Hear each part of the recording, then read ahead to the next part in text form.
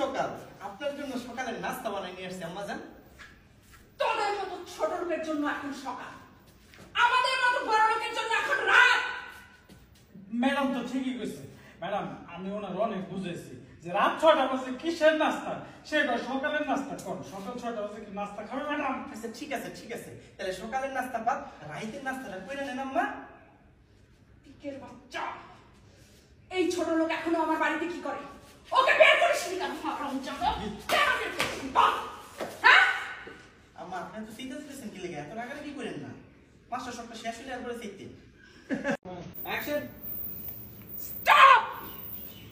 এটা হচ্ছে খান বাড়ি, এটা ভদ্রলোকের বাড়ি।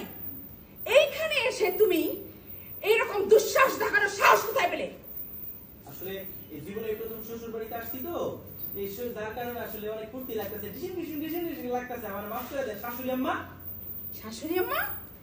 কে তোমার শাশুড়ি আম্মা?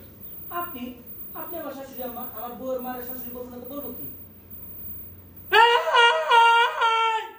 খবরদার, আমার ম্যাডাম রে শাশুড়ি আম্মা বলবেন না, আমার ম্যাডাম রে বলবেন শাশুড়ি মাম্মি। এই ব্যাকল কয় কি? শাশুড়ি মানে মাম্মি কেন ডাকবে? মাম্মি তো ডাকবে মামার বলে। এই কালা তুই চুপ থাক। এটা ডায়লগ ছিল না।